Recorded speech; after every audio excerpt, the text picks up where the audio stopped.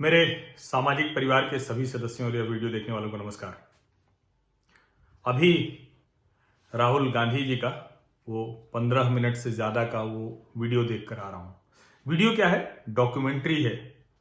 और सबसे पहले तो बहुत बहुत धन्यवाद राहुल गांधी जी का कि उन्होंने इन मजदूरों को जो हरियाणा से झांसी जा रहे थे उनको उनके गांव, उनके घर पहुंचाने में मदद की।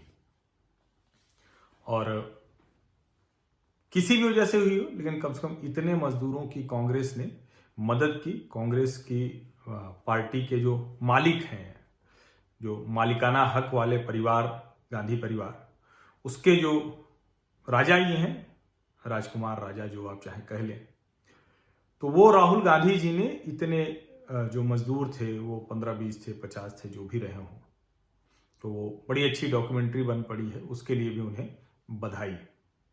वो अय वतन मेरे वतन, वो जो गाना चल रहा है, उससे बड़ा भावुक सा भी माहौल बना है। इसके लिए भी उन्हें बहुत बधाई। लेकिन सवाल ये है क्या कि देश की प्रमुख विपक्षी पार्टी, जो एक समय में देश में सत्ता की अकेली हकदार पार्टी मानी जाती थी, उसके जो नेता हैं उनकी जिम्मेदारी बस यही है, उनको कुछ मजदूरों के साथ बात करते हुए अच्छी डॉक्यूमेंट्री बनवानी, उनको विदेशों में बैठे हुए अर्थशास्त्रियों के साथ साक्षात्कार करके कुछ बातचीत करते हुए अपनी चिहुकते चौंकते सवालों वाली कुछ इंटरव्यूज डलवाने हैं। क्या यही भूमिका रह गई है कांग्रेस पार्टी की और विपक्षी पार्टी की?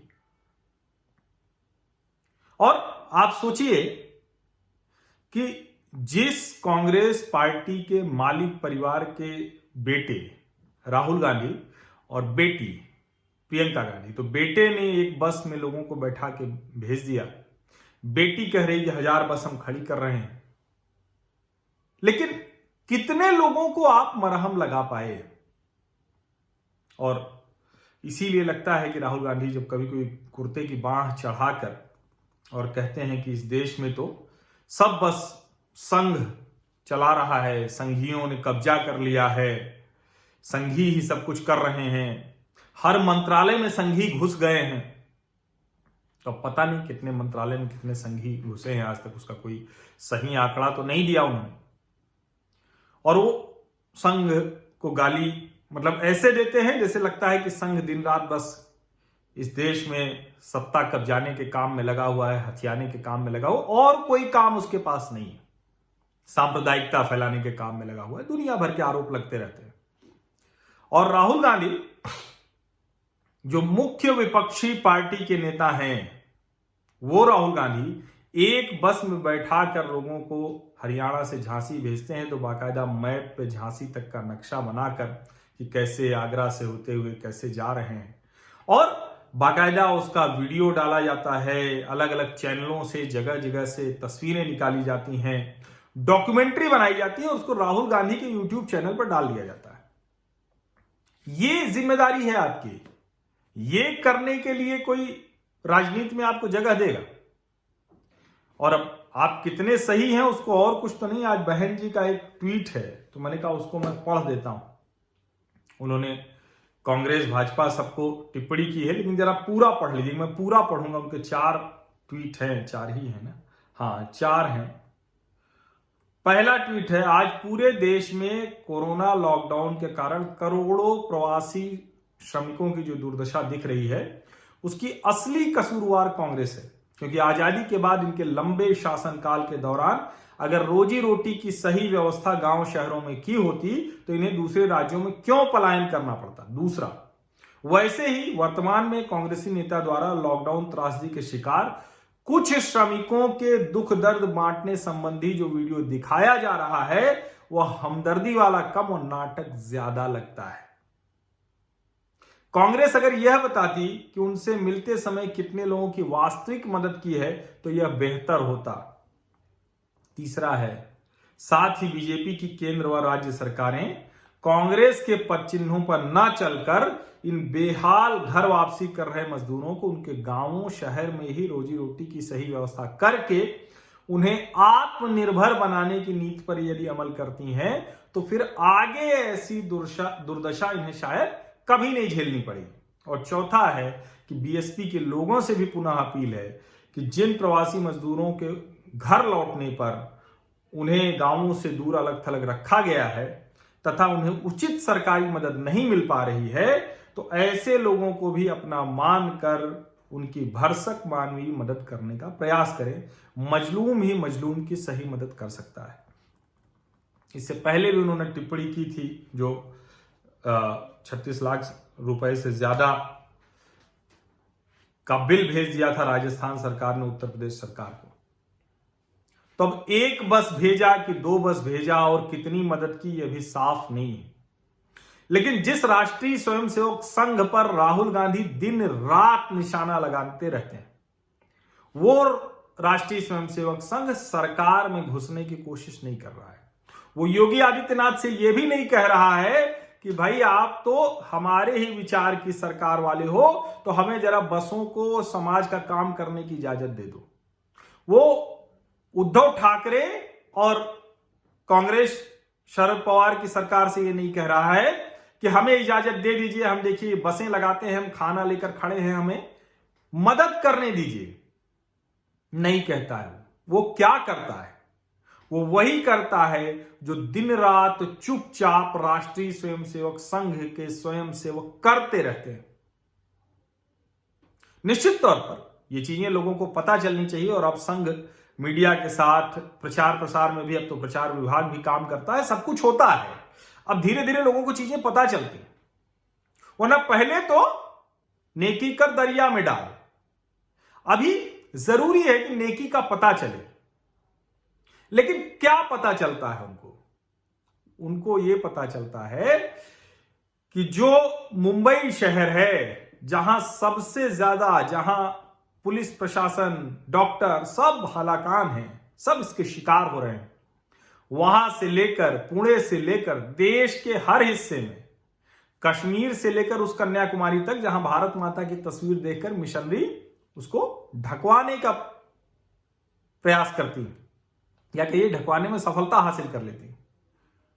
हर जगह राष्ट्रीय स्वयंसेवक संघ का सेवा विभाग, सेवा भारती अपना काम कर रहा है। और जो आंकड़े हैं वो सिर्फ आंकड़े मैं बता दूं, पता नहीं इतना तो समझने के लिए कांग्रेस पार्टी और राहुल गांधी को क्या क्या करना पड़ेगा।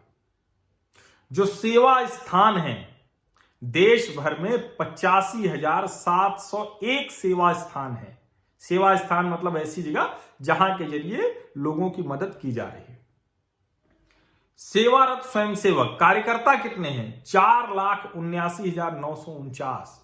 कांग्रेस इतनी बड़ी पार्टी है, कितने कार्यकर्ता उनके सड़कों पर हैं जो मदद करने के लिए निकले? 4,79,949 स्वयंसेवक 85,701 जगहों पर यह काम कर रहे हैं। परिवारों को राशन किट, यानी जो परिवार हैं, गरीब हैं, कमजोर हैं, उनको राशन किट पहुंचवाना है। ऐसे 1,10,55,450 इतनी राशन किट दी है।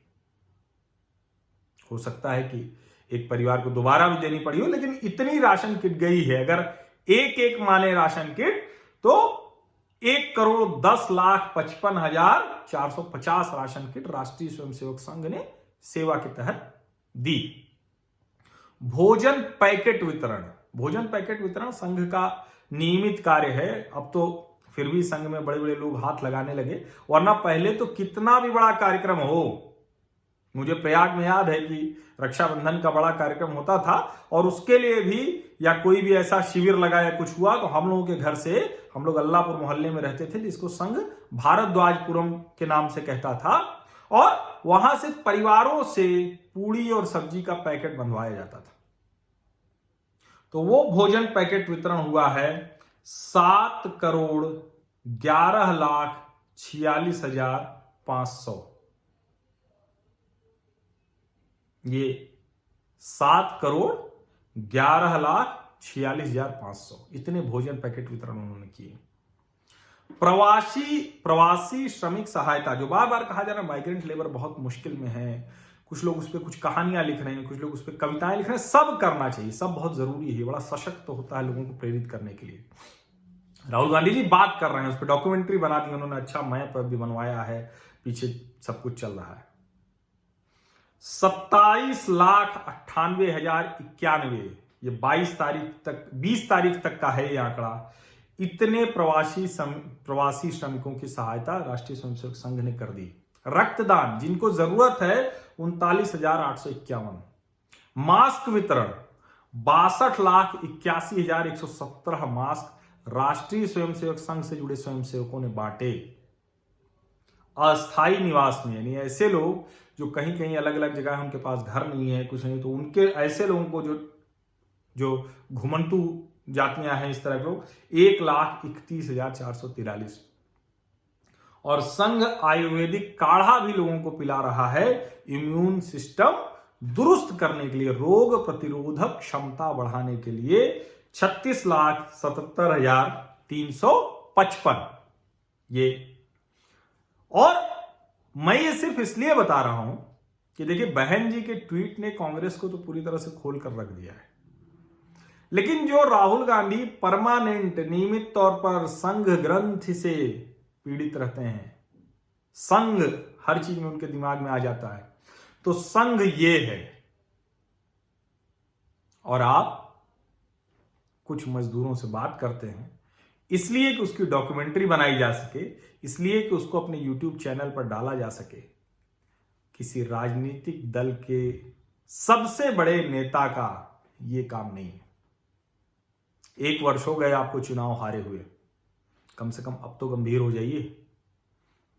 कम से कम अब तो ये समझिए कि जनता ने क्यों आपको अमेठी से रुखसत कर दिया, या नहीं समझिएगा, इसी तरह इसी अंदाज में बात करते रहिए।